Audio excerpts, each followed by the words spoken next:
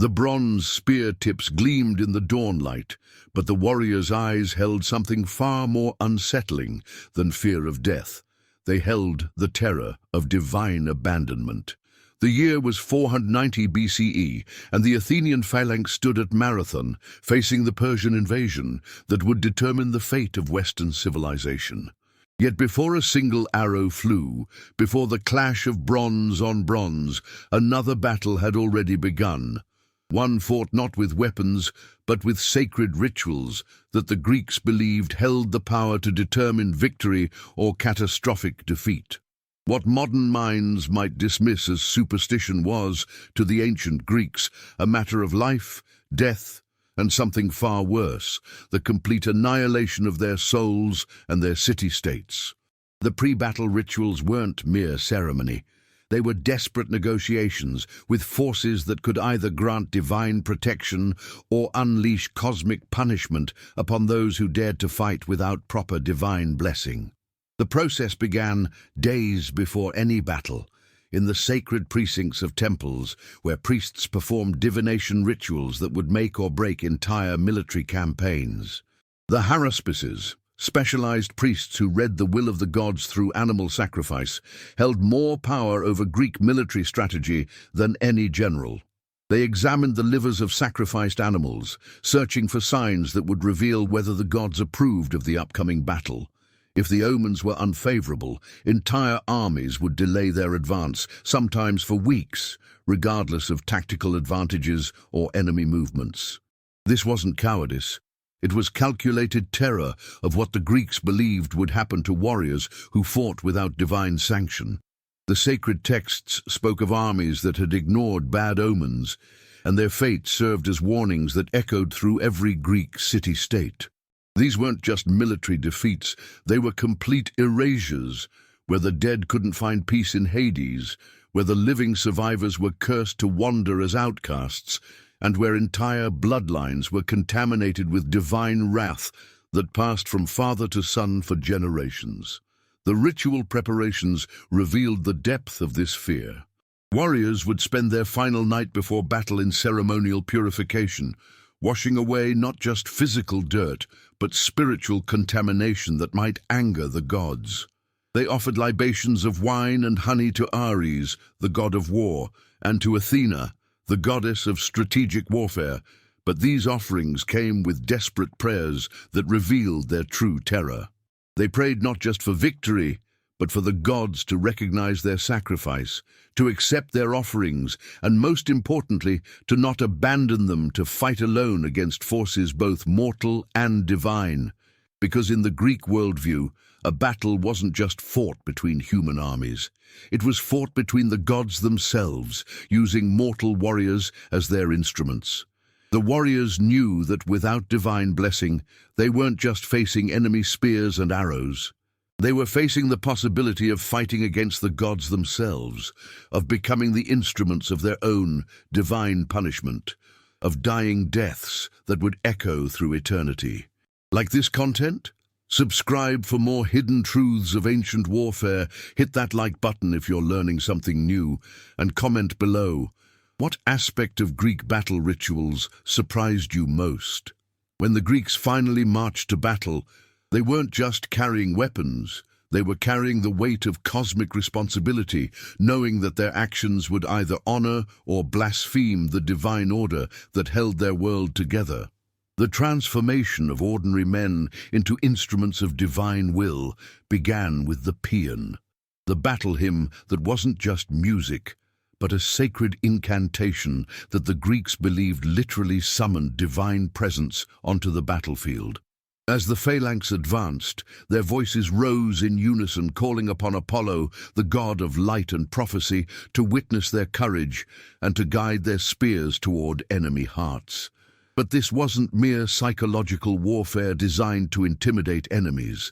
The Greeks believed that the paean created a sacred space around their army, a bubble of divine protection that would turn away enemy arrows and strengthen their bronze-tipped spears. The rhythm of the chant synchronized their breathing, their heartbeats, their very souls with the divine rhythm of the cosmos. The battlefield became a theater where gods and mortals performed a drama that had been written in the stars before the first human ever lifted a weapon. Every movement, every tactical decision, every moment of courage or cowardice was interpreted as evidence of divine favor or divine wrath. The most terrifying aspect wasn't the enemy they could see, but the invisible forces they believed surrounded them. Greek warriors fought knowing that their personal patron gods, the deities of their city-states, their families, their military units, were watching, judging, and actively participating in the battle.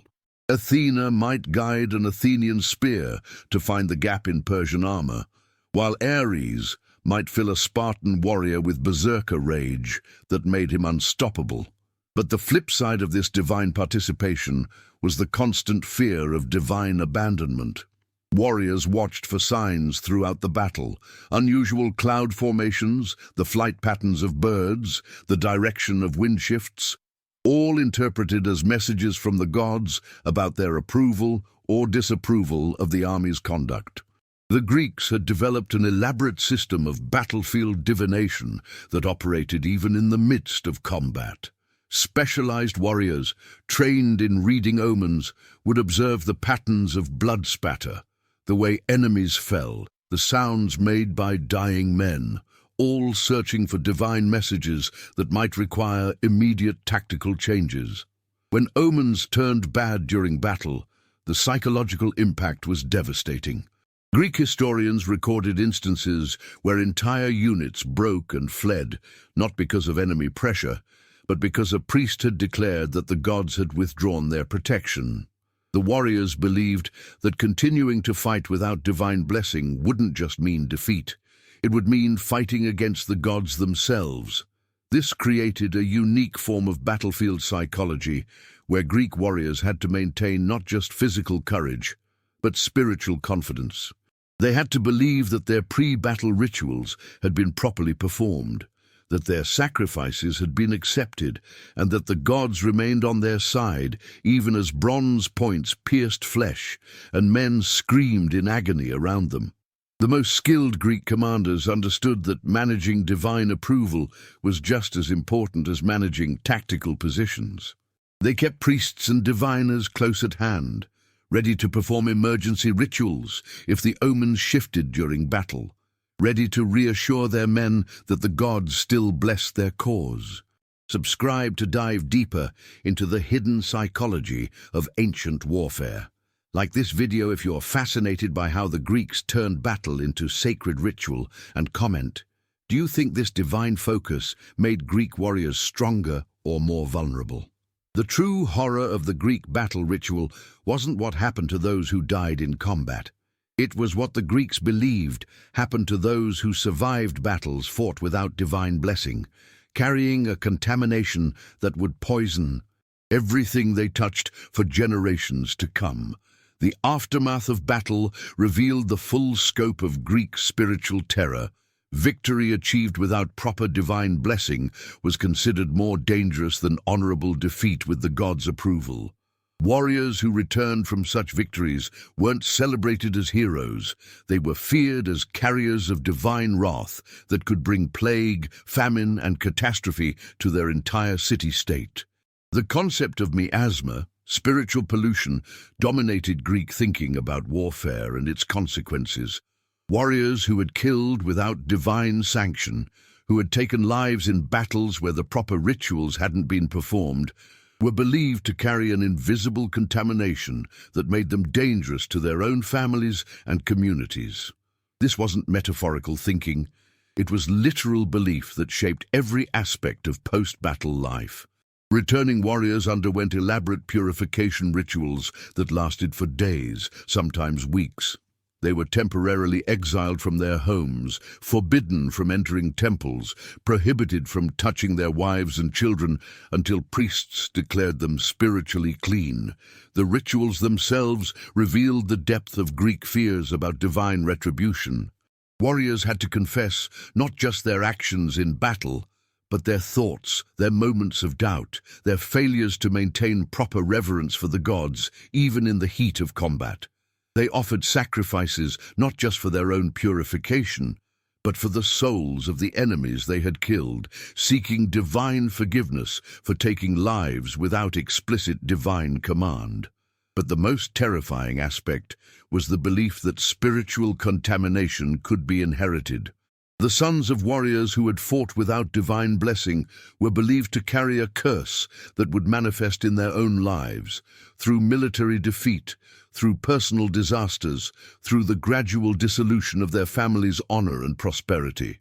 Greek literature is filled with tales of bloodlines destroyed not by enemy action, but by the accumulated weight of divine disapproval passed down through generations. The message was clear. Fighting without the gods' blessing didn't just risk immediate death, it risked eternal contamination that would poison everything the warriors' descendants touched. This created a unique form of intergenerational trauma, where families maintained detailed records of their ancestors' military service, not just to honor their courage, but to track their spiritual standing with the gods. Marriage negotiations included careful investigations of potential partners' family histories, searching for evidence of inherited spiritual contamination. The Greeks developed elaborate rituals for breaking these generational curses, but they required massive sacrifices, entire fortunes spent on temple offerings, years of service to the gods, sometimes the voluntary exile of entire family lines to distant colonies where they could start fresh without the weight of ancestral spiritual debt.